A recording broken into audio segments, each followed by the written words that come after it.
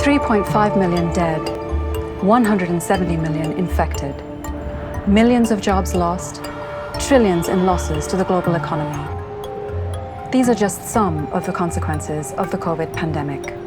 We still don't know the full impact. What we do know is that this pandemic happened in part because of our broken relationship with nature. New diseases are emerging faster and faster. Infectious diseases like COVID-19 will appear again unless we address the root of the problem and prevent pandemics at their source, at the point of spillover. Zoonotic spillover is the process by which viruses jump from animals to people.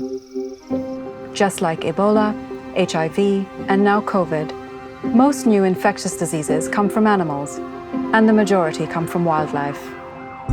Once a new virus is in humans, containing its spread in our interconnected world can be extraordinarily challenging. Investment in containment, preparedness, and response is important and necessary, but it is not enough. Spillover prevention is essential if we want to avoid another global pandemic. The main drivers of spillover are deforestation and land use change, wildlife farming, markets and trade, and livestock production in close proximity to wildlife. Every time humans cut down forests, we increase contact between human and wildlife populations and increase our chances of a new virus spilling over. Wildlife trade and markets are another pathway for spillover, with stressed and often injured animals mixed together, creating the perfect conditions for the emergence and spillover of novel viruses. Livestock production near the forest edges puts wildlife in close contact with domestic animals, increasing the chances of spillover. And the crowded conditions on industrial farms are often similar to those of wildlife markets, with pigs and poultry serving as ideal hosts for viruses.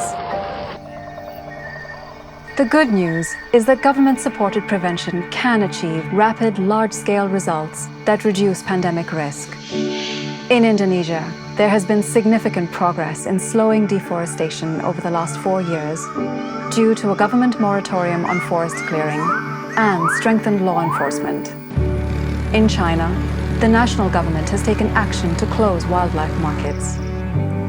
And in northern Thailand, villagers are able to track instances of unusual disease in livestock and wildlife through a locally built app.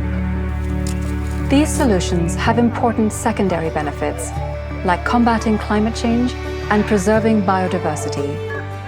But now we know that when we fight for the forests and their wild animals, we are also fighting for our own lives.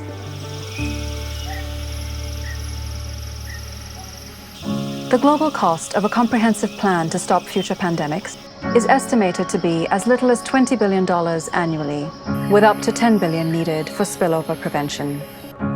This is a small price to pay compared to the millions of lives and trillions of dollars lost to COVID. The COVID pandemic has taught us that we need a new, expanded approach to global health. Now is the time for governments across the globe to address the root causes of infectious diseases and invest in preventing pandemics at the source. By doing this, we can stop the next global pandemic before it starts.